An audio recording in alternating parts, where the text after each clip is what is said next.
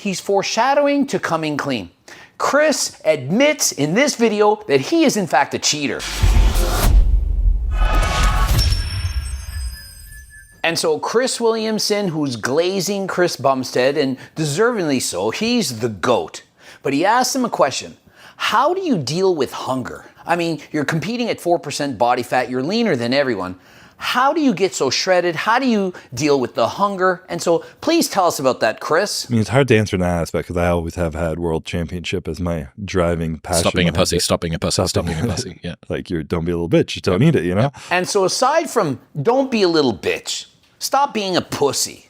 Aside from that, how do you deal with it? I mean, you never cheat on your diet. How do you deal with this? Momentum is absolutely huge. Being able to do something consistently. I've been doing this consistently for a decade. You know, almost everything I've eaten has been weighed out to a T and planned and for a reason for 10 years now. And so despite the fact that he has the mindset of a champion, perhaps he's like David Goggins. Despite all that, he needed to measure everything out. There's no way he could have cheated on his diet. Only thing is, he's foreshadowing to coming clean. Chris admits in this video that he is in fact a cheater. Every year has gone a little bit easier because I've gotten used to it. I know what it takes. I know what comes with it. We were just talking about, you said Mike Israetel says the same thing. Mm-hmm. You stop caring about food. And so he brings up Mike Israetel. He says, even Mike Israetel, he stops caring about food. Isn't Mike Israetel the guy that's having Gatorade at every meal? That he's eating a box of cereal, milk, and he's doing this on his diet? Last I checked, Israetel's not the guy to brag up about how lean he's getting. You really think that Israetel has what it takes to come in shredded? That his mindset is just greater than everyone? Do you really believe that the only reason he's not a pro right now is because bro couldn't get a freaking tan? And so C-Bum, how are you name dropping Mike Israetel and you're not talking about Coach Greg? You know I have the best cookbook in the entire world. And if Mike Israetel had my book, he would be a pro right now. That or the Turk Builder, the Geo2 Max, you know if he had that, he would be a pro. He'd perhaps be competing in the Olympia. I don't like eating food because I'm eating so much food. So I don't look forward to the food that I eat. I just make sure it's something edible that I can get down. If I have to put like bone broth on it or some sriracha and just eat it really fast. He doesn't look forward to them. It's boring, but whatever gets the job done. But none of this is actually true. And then when I come down into prep and I am hungry, I still am not excited to eat the food. It's just some chicken breast and some meal, make it super plain, and it is what it is. And so he's saying, even in contest prep, I'm not excited to eat those meals. The plain chicken, it's boring. He has to put on some sriracha sauce, some low-calorie ketchup just to get the food down. But remember, Chris is going to admit he's a cheater, and so let's wait for it now. And you also got to create like exciting daily victories for myself. You know, I weigh myself like 3 times a day and I don't get obsessively worried about it. That's called being obsessive. Now remember, he needs to be obsessive. This is his job. It's his career. You're just a regular person. You're not competing in the Olympia. And so for you, it would make no sense to have to weigh yourself and worry to this extent. But for Chris, of course he's obsessive. He's the freaking Mr. Olympia champion. Okay, I'm going to weigh myself right now. I'm a pound heavier than I was yesterday. You can't even think about eating anymore today. Like, you're heavier than yesterday. Like, you should probably eat less today. Even go do some more cardio. Push it a little bit harder. A little bit harder than guess what? Last time. When you start to get to that point where you're so tired and like, I was telling you, like, I dropped something on the floor and I'm like, look at it. And I'm like, I can't pick that up. I've discussed how hard it is to get shredded. Now, Chris has gone to level 4 in terms of his diet. Mike Israetel, he's gone to level 4 in terms of his training intensity.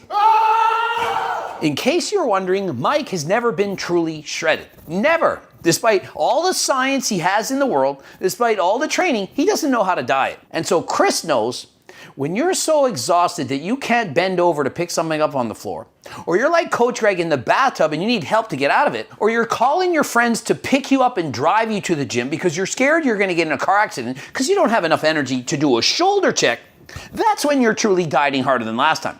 And so Chris knows it, I know it. Certainly Mike Israetel has no clue how to diet to this extent. I'm literally wearing Birkenstocks, dragging my heels across the ground and walking. Courtney's like 20 feet ahead of me. I'm like, I can't catch up. I'm too tired. Now remember, it's far easier now with the invention of GO2 Max and Turk Builder and so on. And there is in fact a money back guarantee. And so if you're interested in any of these, code Greg 15% off. It's all mental for me at this point. You know, there's no really crazy diet hacks. I eat the exact same thing every day. There is a crazy diet hack. It's called Coach Greg's Cookbook. It's literally could have been called the cheat code. The cheat code is the book. I don't know whether I've ever seen a rebound day. And so does Chris ever do a rebound cheat day? Does he have cheat meals, or is Chris always perfect? So my coach like, what'd you eat today? I'm like, 400 grams of rice. But like realistically, I had a bunch of chicken breasts, and then I had 3 cookies with it, you know? And it's the same amount of carbs, but I'm like, I'm just gonna have some cookies today. And so Chris admits to cheating. Coach asks, what did you eat for your refeed meal today? It was, of course, how many grams of rice? 400 grams of rice. Meanwhile, it's 4 cookies. And so Chris, during refeed cheat days, he's craving the junk. And so sometimes he says, the hell with it. I'm going to eat some cookies. I'm going to have some muffins. It's not going to make a difference. And guess what? It doesn't make a difference. And so, of course, he's cheating. I often tell people 95% of contest prep dieters are cheating on their diets and not telling their coach. And why do I know that? Because I coach these athletes. And so what do you think I do? I created the cookbook. I give these meals to my clients because I know if they don't have it, they're just going to cheat. When they tell you that they never cheat on your diet, know that for their birthday, they had a 16-inch pizza and a bottle of wine. They're not going to tell you about that. And so when they give you all this information, it's not actually true. I know this happens, and that's why on every plan that I give to any of my clients, all of them every single day can have a meal off of the plan. I don't even call it a cheat. I call it an off meal plan. And why? Because you're going to do it anyway. I'd rather allow them to do this and not feel like a bad person, because even C-Bum is cheating on his diet. And so if 6-time Mr. Olympia champion C-Bum can't follow the diet, what do you think the odds are that you can?